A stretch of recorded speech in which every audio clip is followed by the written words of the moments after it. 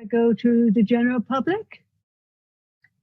Okay, we'll go now to the callers on the attendees list, and I have a number. So we'll start with the number 7454, last four digits of your phone number. When you're called on, please press *6 to be welcomed in. Welcome. 7454, please press *6.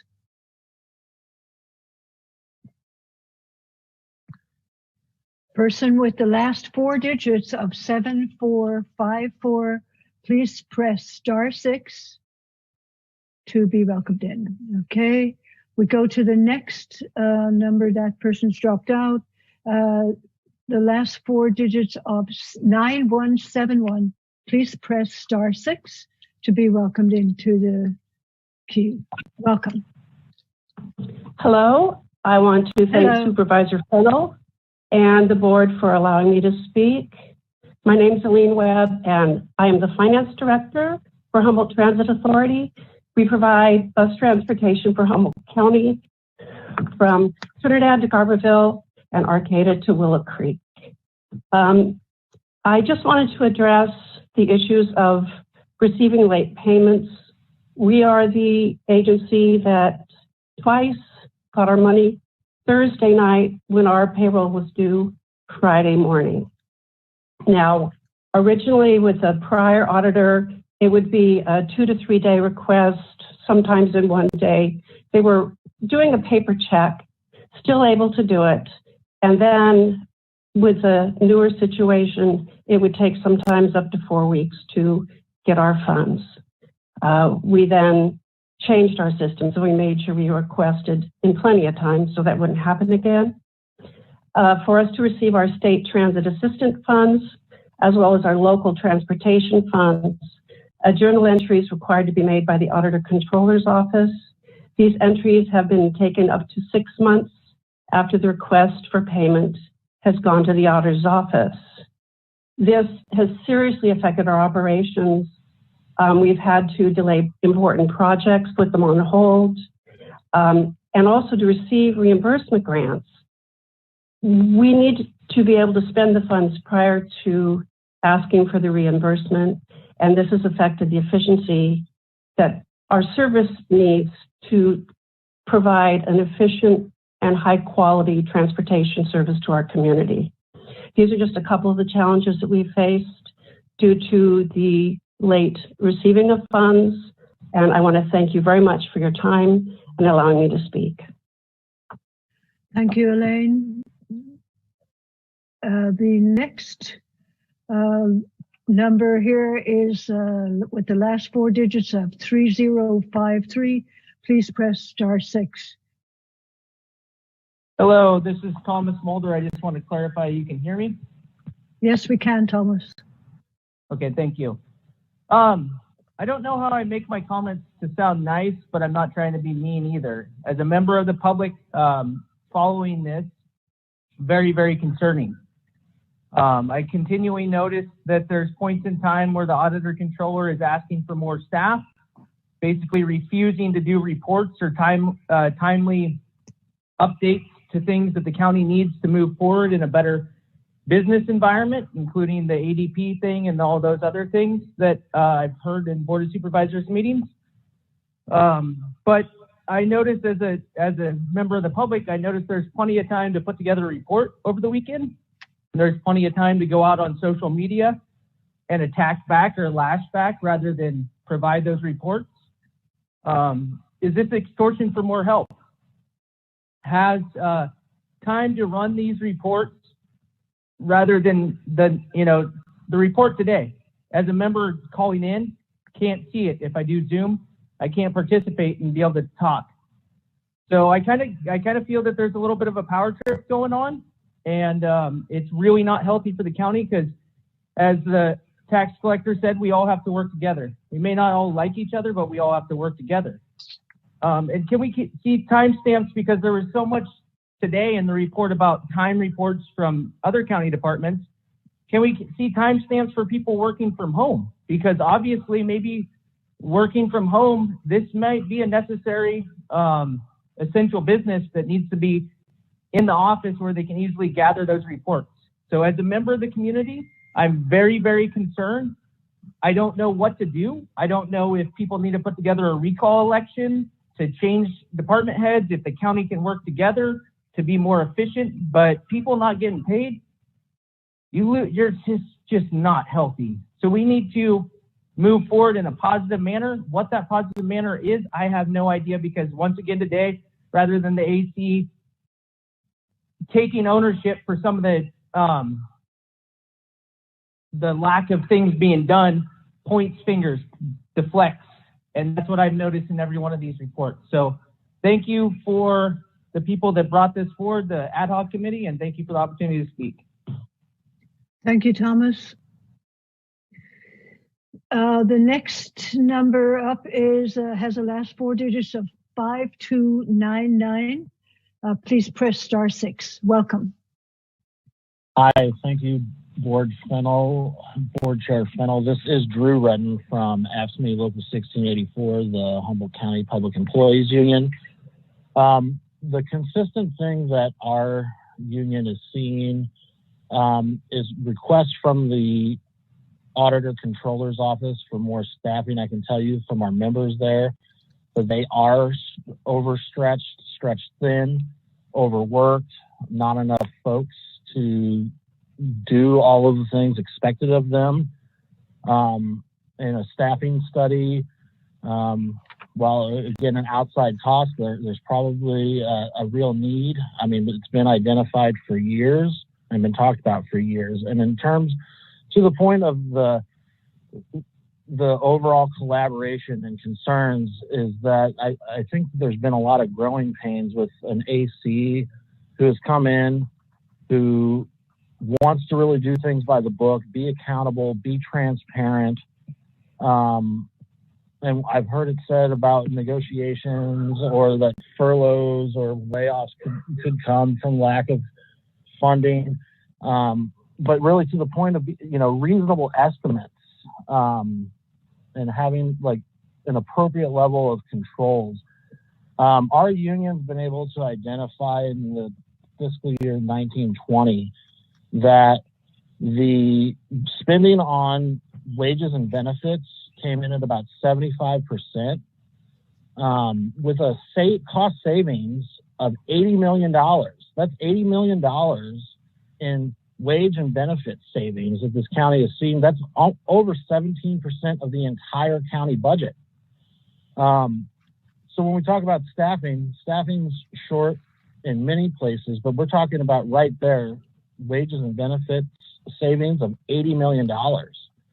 And the collaboration that we need to see is the collaboration of working, I think, with the AC and the members that we have there that are trying to do more than they have the staff to do. And really looking at being accountable and transparent is something that we support going forward. Thank you for the time. Thank you, Drew. Okay, the next person up has the last four digits of 0061. If you could please press *6, you will be able to speak with the board. 0061. Thank you. Welcome. Good morning. My name is Amanda Cherry, and I am an accountant auditor too with the Office of the Auditor-Controller. And I would like to start with that I've been with the county for almost 3 years, coming this January. And I have my bachelor's in business administration with an emphasis in accounting from the Humboldt State University. And, I really want to bring us back to the basics of accounting, which we're kind of just skipping past in these conversations, that the accounting cycle, the very beginning chart of how you are to go about preparing and posting and then compiling financial statements based off the day-to-day transactions here at the county. The first step is to identify the transactions. And for our department and our place here in the county, we depend on all county departments, the districts, whether dependent or not, who have their funds here at the county, including the other entities who do have funds with the county treasury as well, to provide us with the information for the transactions that are later to be recorded in the book of record.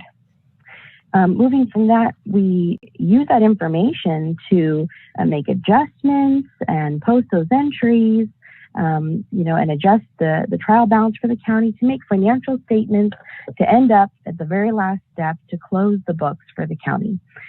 Historically, the transactions for many different types at the county have ranged, from loans, from transfers, both interfund and between the county and other organizations, and reimbursements here at the county were recorded as revenues or expenses generally. They weren't defined as this is going to be a loan or this is moving between the different entities. They're merely just put as miscellaneous revenue or miscellaneous expense. So right from the get, we weren't able to do the very first step of the accounting cycle. Well, now our office is pushing to make sure that step is maintained, which is the whole basis for the entire accounting cycle, to make sure that the county's book of record accurately reflects these transactions.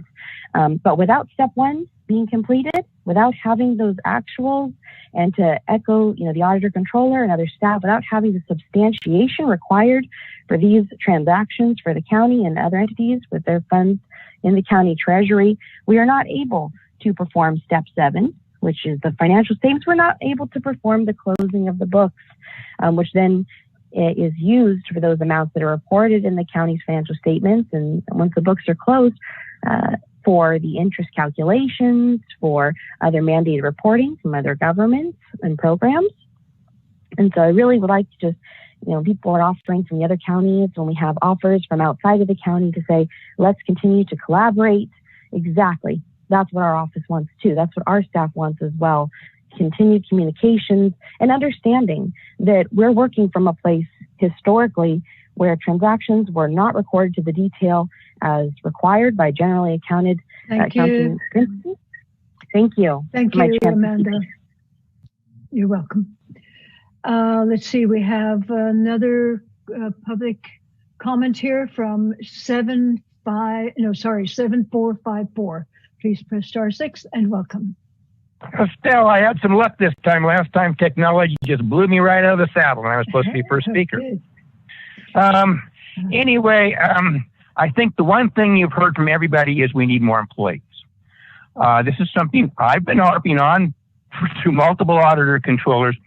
I personally think you should have a liaison. John Bartholomew should have an additional position. If that position, an auditor controller should, to deal with John Bartholomew. If that person can handle 2 or 3 departments, more power to it.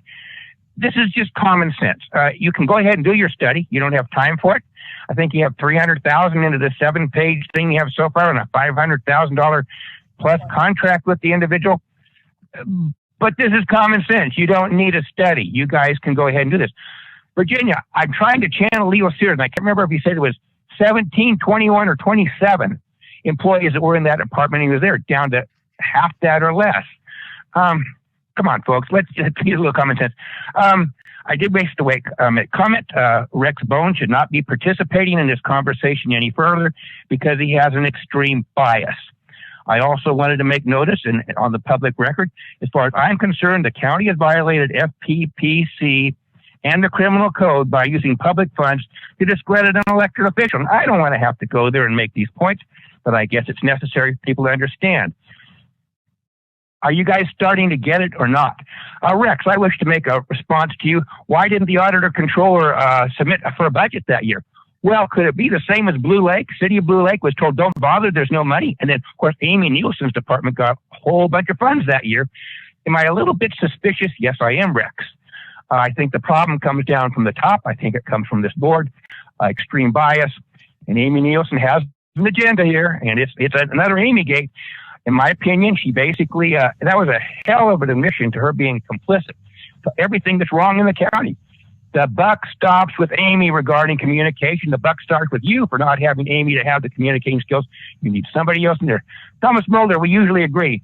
You try and recall Paz Dominguez, and I bet she'd get 70% in the vote against any supervisor up there. and definitely is going to go ahead and easily, just like Maggie, RDA. These people are protecting us. It's necessary. And if she spends her birthday on her weekend, I think that's what might have happened, having developed this report when giving information at 4:40 or something like that on Friday. So be it. I wish she had the weekend to herself to enjoy her family and friends. This has to stop. It needs to stop now. Put it aside. Let's fix this. Thank you for my opportunity to speak. Thank you, Kent. Let's see. We have another caller here with the last four digits of 0932. 0932. Please press *6 and you can be in the queue. Welcome. I should be unmuted now. How's this? Yes, welcome. Wonderful. Thank you, Supervisor Fennell. This is Layla Roberts, and I am obviously a voter, but also a friend of Karen Paz-Dominguez's. And one of the things that I do is I turn to her for advice on things like how to manage teams, how to understand certain auditing and accounting principles. And I have to say that I have been really, really impressed with the degree to which she took her 55% voter mandate and has created significant and material improvements over the past few years. But I've also noticed that she seems to have been doing this under a constant barrage of resistance and criticism. And I am concerned about that because having undertaken change management processes myself as a head of operations, someone who is accountable for federal and county and state grant compliance, I know how critical it is for everybody to get on the same side. And I also know that Karen is protecting all of our interests. So I just want to ask this Board of Supervisors to consider that Karen is protecting you as well as us. I'm really concerned about a meeting like this being held in this manner. I could only name it as railroading if I were an outsider. And I would love to see, yes, better staffing, yes, better compliance, but also appreciation for the incredible diligence and care that this Auditor-Controller is taking with our public dollars. I think she deserves more respect than she's getting. Thank you. Thank you, Layla. Let's see, any further comments on this item from the public? Ryan, it looks to me like we don't have any further public comments, correct? You are correct, Chair Fennell. That concludes public comment for this item. Thank you very much. So